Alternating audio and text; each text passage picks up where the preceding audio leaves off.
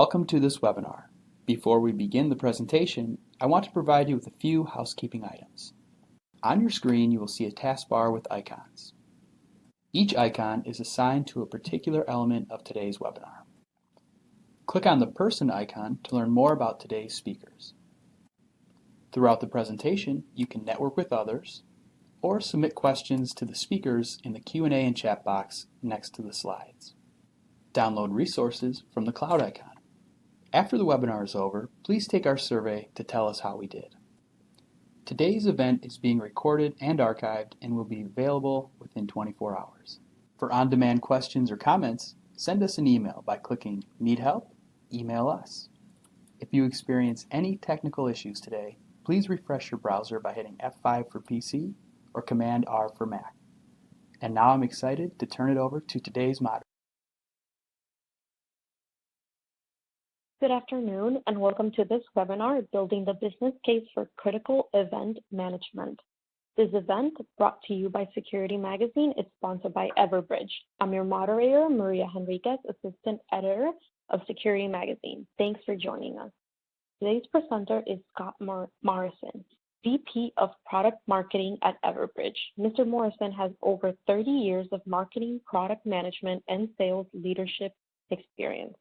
At Everbridge, Scott is responsible for delivering on go-to-market strategies for Everbridge's critical event management platform, which includes its command center software, Visual Command Center.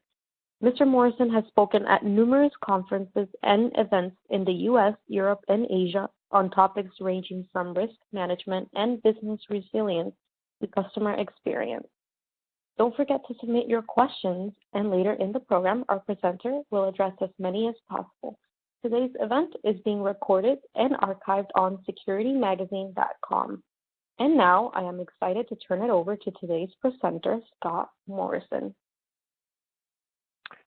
Thank you, Maria, and thank you everyone for taking time out to join us today for this webinar. I hope that it will be valuable and informative.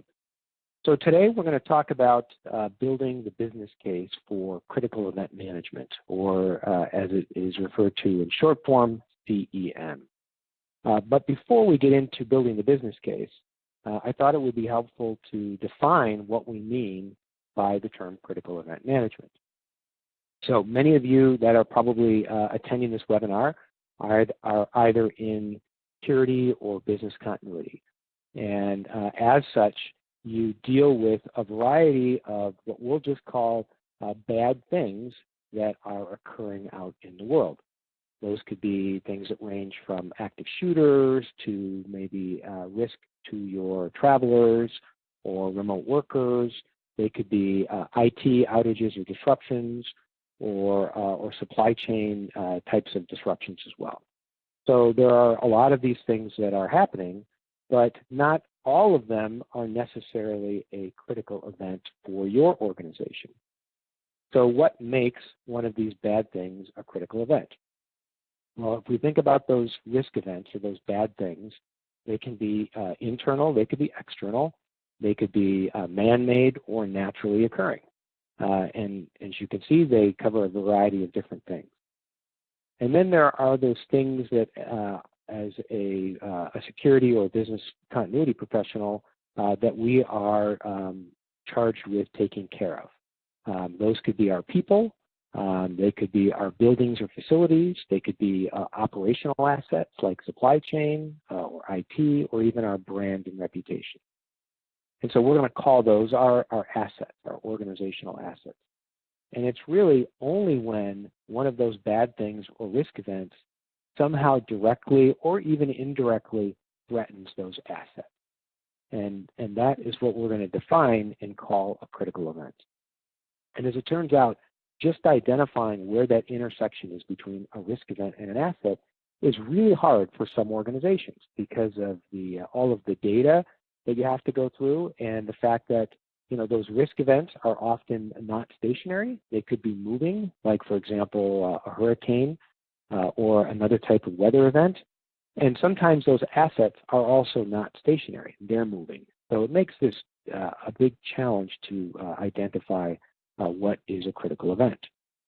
So we recently did a research study with Forrester Research to identify what are the types of common critical events that organizations deal with.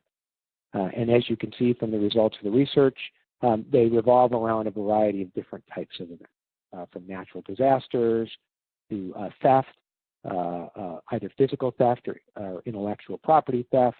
They could be some type of an IT failure or cyber attack, an outage like a utility outage, and even threats to our people and to our supply chain. So I'm guessing that many of you that are joining the webinar today may have experienced one or more of these in the last year. So when one of these things occurs, what we've seen is a fairly consistent pattern or way of dealing with those. And when dealing with these types of events, usually the first step in the process is really to understand, what's happening. So we're going to call that the assess step. And it really involves going through a variety of different sources of information to sift through to see, what are the different types of things that could possibly threaten. Some of those sources of data could be social media, they could be broadcast news, they could be your own sort of feet on the ground, but it's often an area where there's a lot of data, and most organizations don't have a way of being able to filter and sift through that to identify the things that might just matter to them. The second step in the process then, once I get an understanding of what's happening, is I need to know, do I care, right? And that often involves locating those assets that I talked about earlier in relation to those threats or those risk events. So whether they're your employees or contractors or even visitors to your facilities, they could be travelers, they could be executives, or they could be other types of assets like your supply chain or your buildings or your offices. And what we need to do is determine whether or not we care about those threats that we identified. So this is really understanding the intersection of those risk events and those assets. Once we know that we have a situation that we do care about, the next thing we need to do is we need to act. So we need to know what to do. And that often involves identifying the right response plan or business continuity plan. It could be knowing which crisis response team to activate. It often involves a variety of communications to both people that are impacted, maybe people that need to be part of the response team, and even other people or other stakeholders like executives that just need to be kept informed. And oftentimes, we see that many organizations, these plans are in binders, they're not necessarily integrated well, they're not kept up to date, and so there's often a delay in the amount of time it takes to be able to respond to one of these events. And then finally, we need to know how it went. How did we do? What was the result of our response? Is there a new threat that may have emerged? What was the root cause of the potential or of that event? What type of after action reporting do we need to do? And just in general, what could we do better the next time? So we're going to call that analyze. And it turns out that when most organizations go through one of these events, oftentimes these processes are very manual. They're not integrated. They often involve people and functions that are somewhat siloed, and a lot of time is taken. And when it comes to dealing with one of these critical events, the more time it takes, the less options you have, the more expensive those options tend to be, and then the greater the negative impact to people and operations. So what we're really talking about when we talk about an efficient way of doing critical event management is really shrinking that time to know and that time to act so that your overall time to resolution is significantly less. So we'll talk about some things that are required in order to do that, and then we'll get into how do we build the business case for doing this better. So I talked about impact a little bit. I'm going back to that research study that we did and looking at what were the areas of either severe or large impact from those critical events. And you can see that the impact for those organizations that were surveyed really revolved around life safety, around brand, around impact to revenues, and overall impact to operations. So the potential for bringing value to your organization by doing this better is significant. So what's required? What's needed then in dealing with these critical events? Well, going back to the steps that we talked about earlier, it really just comes down to I need to know early about the potential threat. I need to be able to quickly know the situation, which answers the question, do I care? I need to then know what to do so that I can take the appropriate action. And then I need to be able to look back and know how it went. And throughout this process, speed and clarity are extremely important because, as I said earlier, time is very, very critical. So I want to be able to act as quickly as possible, but I also want to be able to take the appropriate action. And so one of the ways that organizations do this in a more efficient way is by investing in a platform that unifies the various steps involved in dealing with a critical event, from the assessment to the locate, to act, and to analyze. And then they leverage key capabilities from a technology platform that really involve things like risk intelligence, so the ability to get very high quality information about what are the different threats, the ability to dynamically correlate those threats with those assets so that I know exactly who or what is potentially impacted, which helps me answer the question and know the situation. Do I care? Then it requires orchestration capabilities to be able to take that action so you know exactly what to do. And a lot of that involves automation of a variety of different tasks that often tend to be very, very manual. And then the analytics capabilities to look back and see how all of that went. In the case of Everbridge, we provide a platform for dealing with critical events that can actually be watching and acting for organizations even when they aren't. So we see a variety of different types of organizations, from ones that have a very sophisticated GSOC or Global Security Operations Center or Command Center, to organizations that have more of a virtual type of a command center or SOC function, to organizations that have a hybrid or even a fusion center. So this approach that we're talking about can apply to a variety of different types of scenarios, depending upon how your organization is set up. So I talked about the problem, I talked about the challenges for organizations, and I went into briefly some approaches or some ways to be able to address that in a more efficient way. Now, in order to do that, that requires an investment, typically by organizations. It's both an investment from a technology standpoint, but it's often also an investment in your people and your processes, because making this type of a change, there's also a change in your process and a change management that's associated with that. So, so based on that investment, the next thing we're going to talk about is, all right, then how do I make a business case for doing CEM? Well, the way that really starts is with value. So what you want to do is you need to identify the value to your organization for doing CEM better. And that's going to be different across different types of organizations, across different vertical markets, and it'll even be different depending upon who in the organization is going through this process. So, so where then do I find the value from doing critical event management or CEM better? Well, in determining value, there are multiple levels that value can be created or can be derived.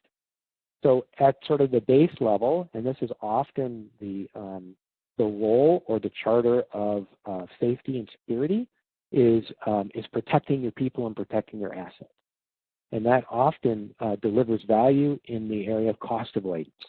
So I'm either going to be avoiding certain costs associated with loss of life or loss of property, or I may be doing things in a more efficient way that are going to help reduce my overall cost to the organization.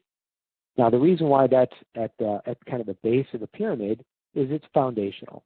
Is you have to be able to protect your organization, your people, and your assets before you can move up the value pyramid to other things. So the next level on our value pyramid is what we're calling revenue preservation, or making sure that your operations continue to run. And this is really keeping the revenue flowing and making sure that you avoid disruptions. Now, this charter is often the responsibility of a business continuity function or an operations function. And they want to make sure that there aren't threats to the business that could cause a shutdown or some type of a delay in either producing the products or services or delivering those to the end customer. And as we move up this pyramid, the potential for value is also increases. Now, when we get to the top of the pyramid, we're going to call that growth.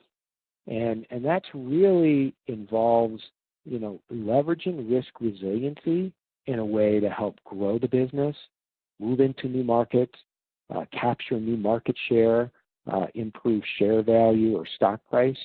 And it's really helping the organization grow by being more risk resilient. And I'm going to go into some examples of each of those.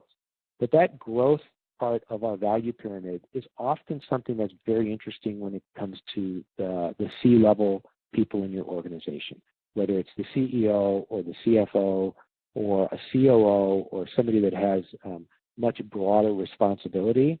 They're really interested in how can we grow the business. So let's get into some examples. On these different levels, let's say at the cost avoidance level, one area where I may be able to reduce costs is by consolidation of multiple tools into a single platform, by reducing the time it takes to go through the process of managing a critical event. So that consolidation and time savings, and sometimes savings in the resources it takes, is certainly an area where we can reduce some of our operational costs. There's also a cost savings in avoiding certain losses.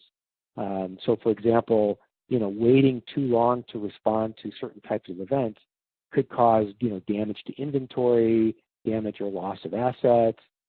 They could cause fines, higher insurance claims, legal fees, etc.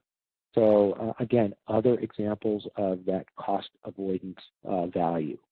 Now, as we move up the chain and we think about, revenue preservation, the failure to respond to a critical event or a threat can also erode customer confidence and cause your customers to go elsewhere. So that loss of that revenue from those customers then can impact the organization in a very quantitative way. Disruptions. So whether you're a manufacturer that might run a just-in-time process, or you're a retailer, or maybe a hospitality company that might have to shut down, some of your properties or some of your stores due to certain events, those shutdowns or disruptions can cost a lot of money. We have examples with some organizations that we work with where shutting down a production line can cost the organization, $20,000 a minute in shutdown time. So certainly the dollar values can become significant when it comes to business operations.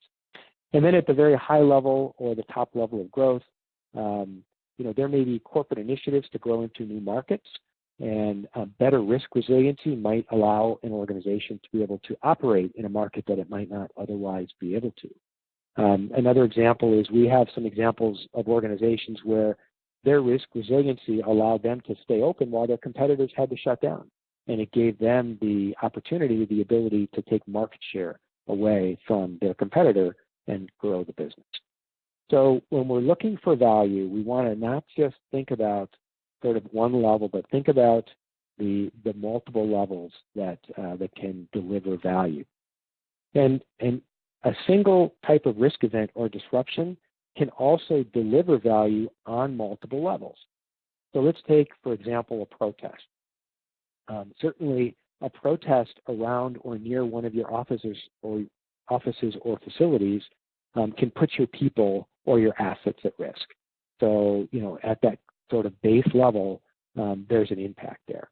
But at the same time, that protest could also cause work stoppages and loss of productivity, which now can start to impact the revenues and the productivity of my operation. And then at the very high level, protests about my organization in the news can often impact my share value and my stock price, which could impact my ability to grow in the future. So that's an example of one type of event. Now let's look at another type of event, which may be an act of terrorism. At the base level, certainly there's a safety and security issue, especially if it involves employees that might be at risk, where you have to send in an extraction team to evacuate or to bring those people out of harm's way. At the same time, those events could cause delays to people that are traveling near that area, or they could impact, again, the productivity of locations or operations that you have that could be impacted by that event.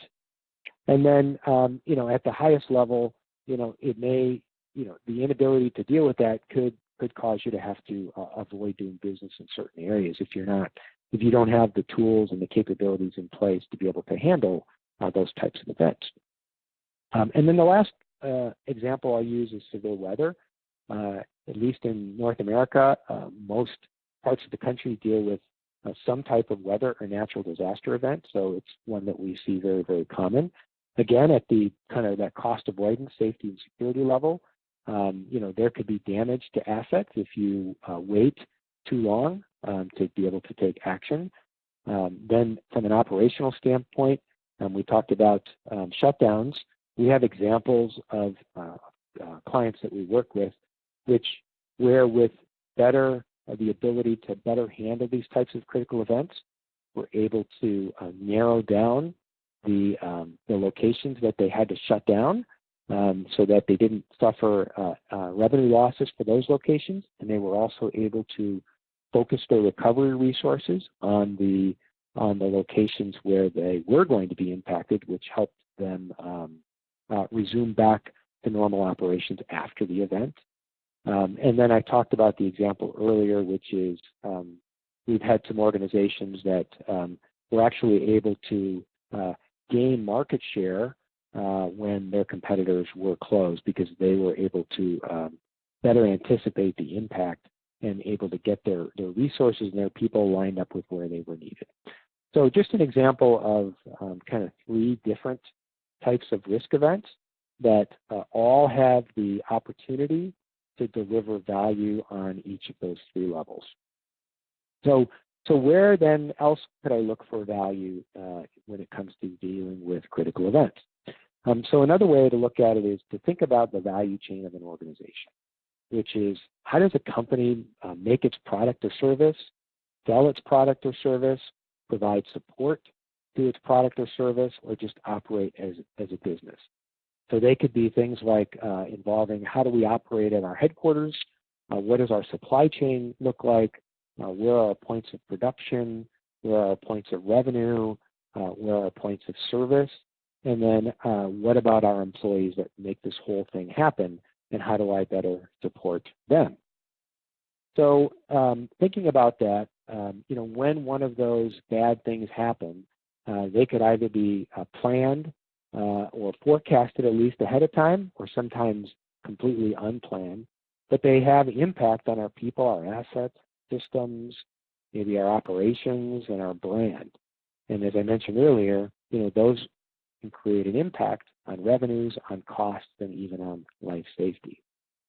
So a way to mitigate this is if I had the capabilities to know early through better risk intelligence of what's happening, to be able to know the situation by being able to quickly correlate those threats, those risk events with those assets, to be able to automatically orchestrate action so I know exactly what to do, and then to be able to analyze how it went, then the impact throughout the value chain of an organization, from the way it makes its products, delivers its products, and supports its products, there's all opportunities for these to be able to preserve revenue, avoid costs, and keep your people safe. And so The challenge is, as we move across the different parts of the company's value chain, there are different stakeholders that are going to be involved. And so, when we're building the business case, we need to uncover value by expanding the group of stakeholders that are involved in your CEM initiative. And to do this beyond sort of the traditional security or business continuity, and think of other areas like operations or maybe field operations, supply chain, maybe even HR. And so by expanding your group of stakeholders, you have the ability to be able to expand the value for the organization. The other thing that is required is to involve people that are higher up. So involve your C-levels, because they often have a broader view of what value means to the organization. And they can help identify those areas of value that are higher up in that value pyramid. And then the last way is to conduct what we call a CEM workshop, or a critical event management workshop, which is really designed to bring the various stakeholders together and build that business case. So what are the 5 steps that are involved in what we're calling a CEM workshop? Well, the first step is really knowing where your organization is today. And we have developed a CEM maturity model, which organizations will often take the assessment prior to entering a workshop so that we can get an assessment of where they are today. And I'll talk a little bit more about that maturity model in a minute. But it really serves as a way to baseline where an organization is, and specifically to baseline them across a number of different measurement points. And we actually measure across 20 different vectors to identify exactly where an organization is from a CEM maturity standpoint on all of those different vectors. So the next thing to do is to validate the business initiatives that the organization is trying to achieve with all of those key stakeholders. So what are the key things that an organization is charged with doing as part of their operations plan and also part of their growth plan? And this is going to involve some targeted discovery around specific use cases. And those use cases we're trying to identify are going to align to the areas of biggest value. So around which use cases is there a support for a corporate initiative, but also the opportunity to deliver significant value. Now that could be value because the way that the organization is addressing that use case today is inefficient, it's very manual, and that there have been repercussions or high costs associated with not doing that well. Those use cases could also be associated with areas of opportunity. So what we want to do is we want to dig in and really identify those top 3 or 4 use cases that we can begin to build a CEM program around. Now, once we identify those use cases, we're going to work with you to do some data gathering and understand what are the areas of impact, what are the areas of value, because we're going to want to quantify that into what's called a business value assessment. So it's going to be a quantified way to look at, if we can solve this use case in a better way, what would it mean for the organization? And that value could come on many levels, but it often revolves around 2 main areas, which are costs and revenues. So we're going to want to quantify that because we're going to want to get to as much of a hard dollar quantification as possible, and then identify some of the other areas that might be softer, which will be part of the business case, but may not be part of the specific BVA. And then the final step of this process is really to bring all of that together into a findings report, which represent not only the recommendations for a particular organization, but aligning those recommendations around the investment and around the business value. So really kind of coming full circle and saying, the recommendation is to address these specific use cases with these capabilities, and this is what the results will be for the organization. So I want to focus on that first point for just a minute and talk about the maturity model. So organizations are going to be at various levels with respect to their maturity at managing critical events. And so what we've done, and again, working with Forrester, kind of developing this model, we've identified really 5 kind of stages that an organization goes through around CEM maturity. With the first really being very ad hoc, so kind of doing a little of this and a little of that, but nothing's really that organized. And then an organization will move into having some capabilities, but being still being fairly reactive. And then you kind of move into that stage 3, which is managed, which is you're doing some things in a more organized and managed way. And then as you get to stage 4, now you're being more proactive, so really moving from reactive to proactive. And then that 5th stage is really optimized. And that's really leveraging risk resiliency as a competitive advantage, really getting to the top of that pyramid. And so what we want to do is we want to figure out, where are you today? How does that compare with other organizations that might be in your peer group? And then where are you trying to get to, and how do we close that gap? So what are the capabilities involved in kind of going from the as is to the to be, and being able to then quantify the value of moving up that maturity curve. So as you do that, and as you move, and as you can see, we've done this with many, many organizations, and have built up a very good baseline of benchmark data. And so this isn't kind of shows you that where most organizations are today are really kind of between 2 and 3.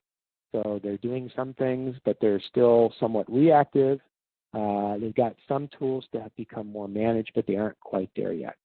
And so as an organization does move more towards the right, become more mature, some of the things that we see is an increase in the automation, increase in more cross-functional coordination, the ability to improve market share and competitiveness, which support your growth initiatives, and then a decrease in those things that impact the organization negatively, like decrease in disruptions that impact your revenue, your customer confidence, reduction in the costs associated with losses, either due to property losses or even loss of life. So what we're trying to do is quantify those business benefits of moving to the right. And as organizations move to the right, they're going to go from more manual to more automated.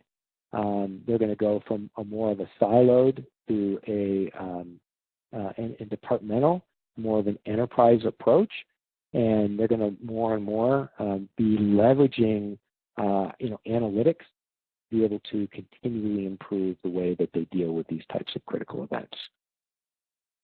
So the benefits of doing one of these workshops, there are really 3 big benefits. The first one is you really have a better understanding, or you gain recommendations that are actionable with a business case built around them for improving your process for managing these events.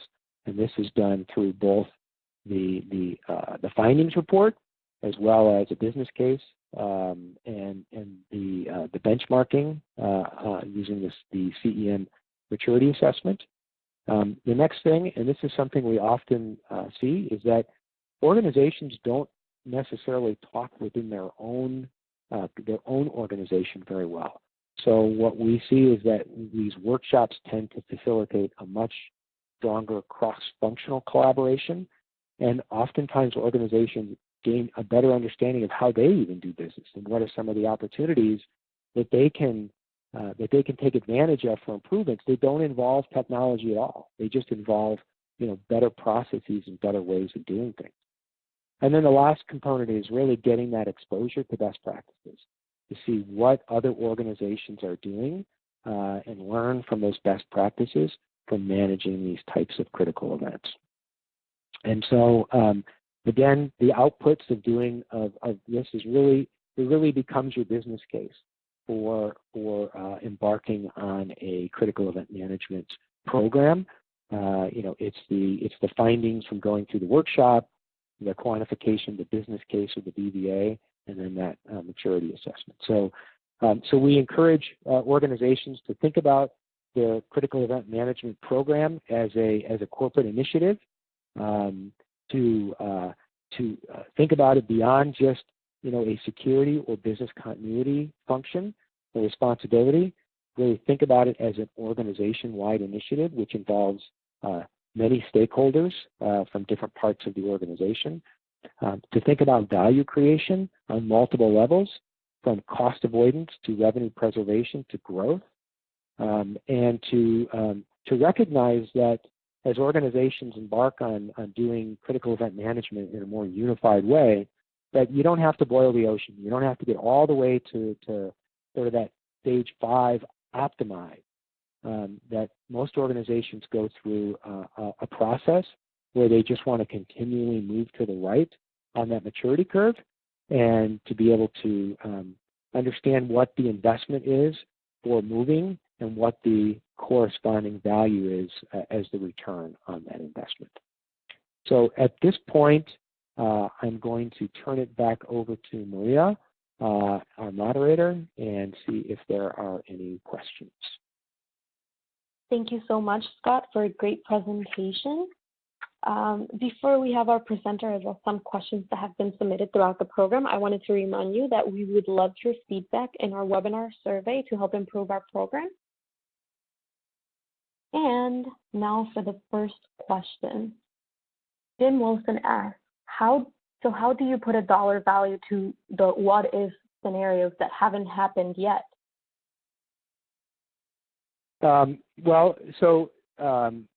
They may not have happened to your organization, but we have other organizations that have experienced these things. So part of our benchmark data is running through what-if scenarios.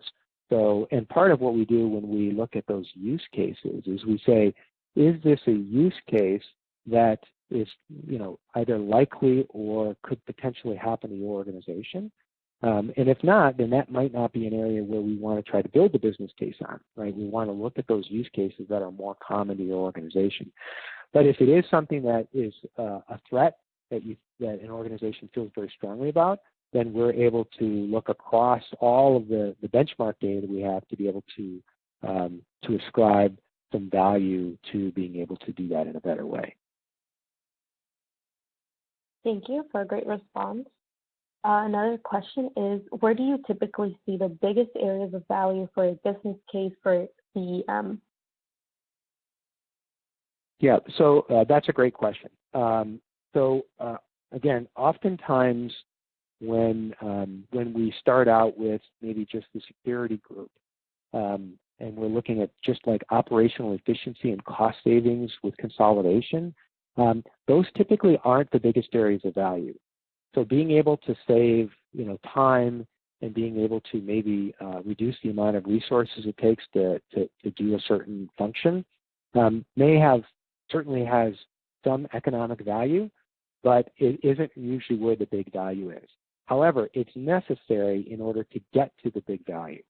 So it's almost like a means to an end. So operational efficiency is important because it helps reduce often the mean time to be able to address and resolve these types of critical events. And so by being able to do that, then I can get to the bigger value, which usually revolves around revenues. So am I able to help keep the revenue flowing for the organization, avoid a disruption? So that's typically where we see the biggest areas of value. Depending upon the type of vertical or type of organization, we sometimes do see value in fines, in regulatory fines, compliance, legal fees, if you're in an industry that is highly regulated or that has fines associated with not addressing certain types of critical events.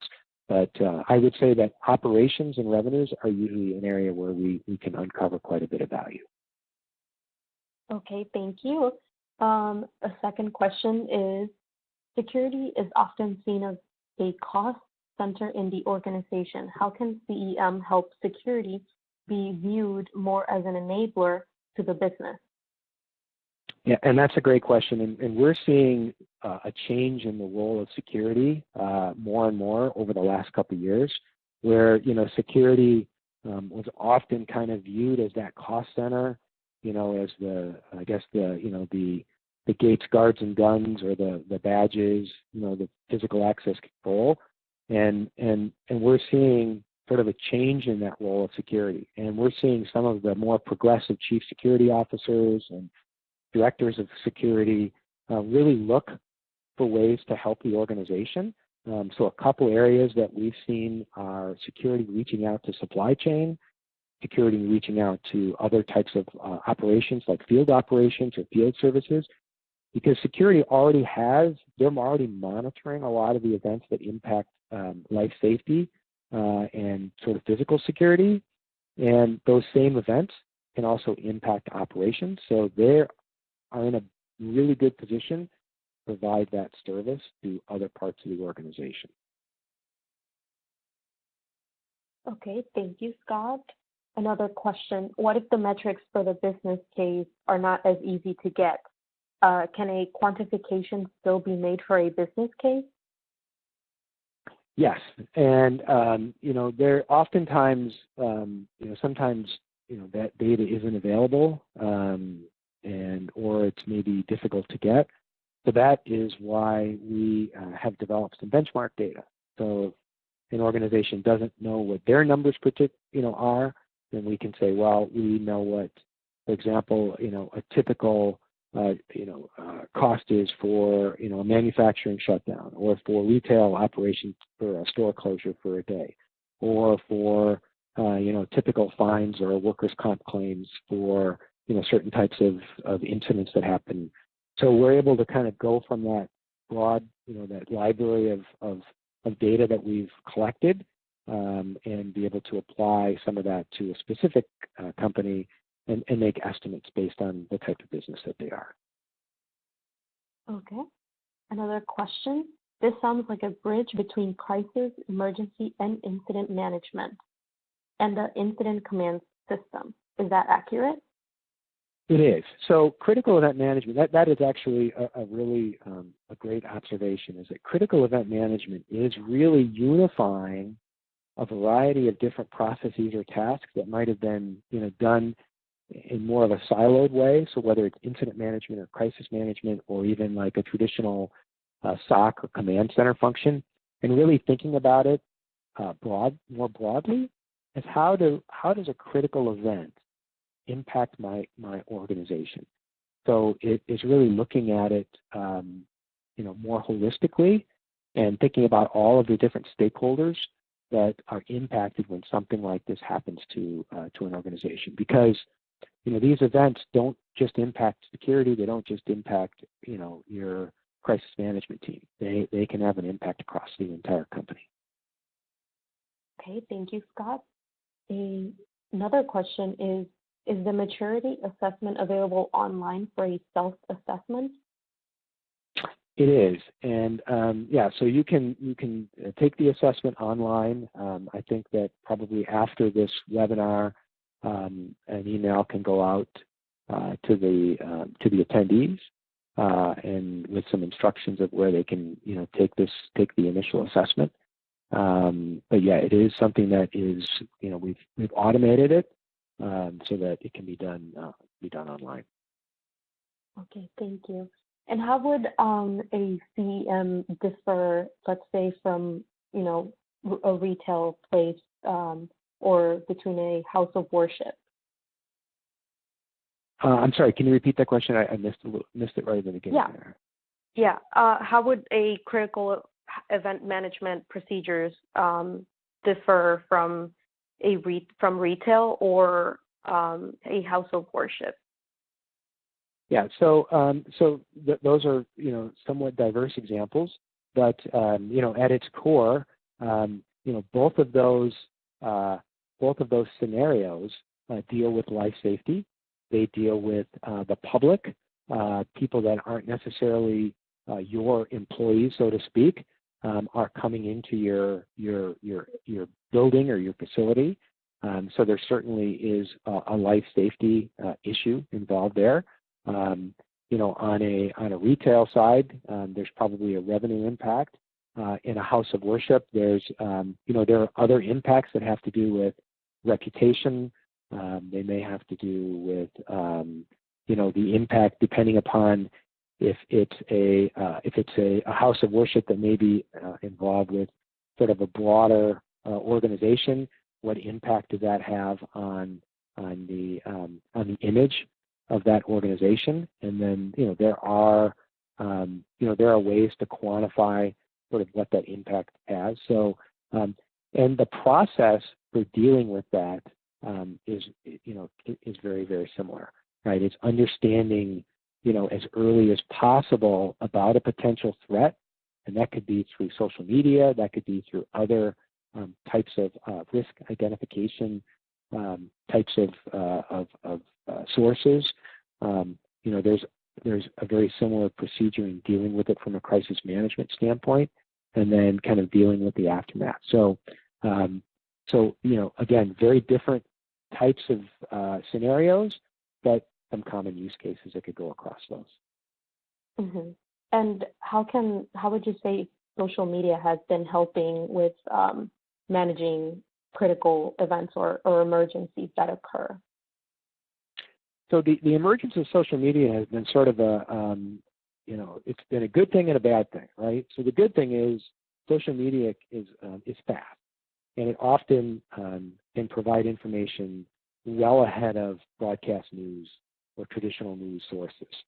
So we can find out very, very quickly about something that may be occurring. So not the danger, but the thing that you have to be careful about with social media is it's not always accurate. So to rely completely on social media can often be dangerous, because you could get a lot of false positives and maybe take an action that isn't necessarily the appropriate action. When it comes to dealing with these things, sometimes not to act is the appropriate action.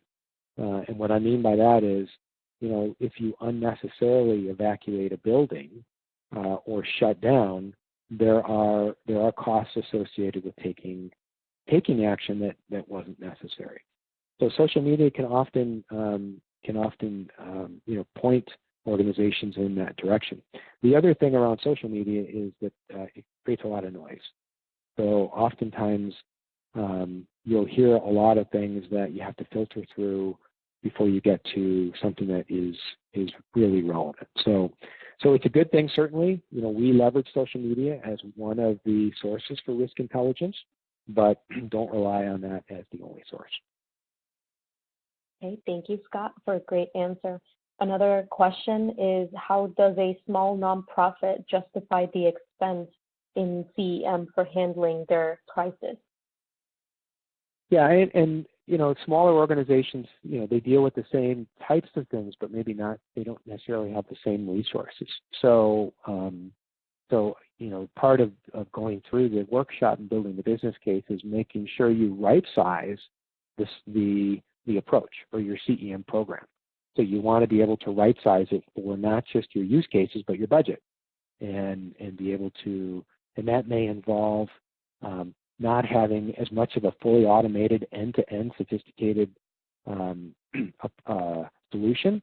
It may involve in simply a very solid mass notification capability, be able to notify impacted stakeholders very, very quickly, because that may be the area where it's the greatest impact, and with the investment being relatively commensurate to what the budget is.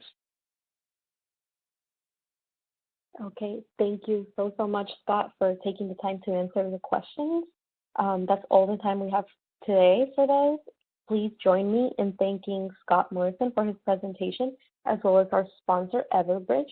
If you do have any additional questions or comments, please don't hesitate to click the Email Us button on the console. Please visit securitymagazine.com for the archive of this presentation, as well as information about our upcoming events. We appreciate your time and hope that you have found this webinar to be a valuable experience.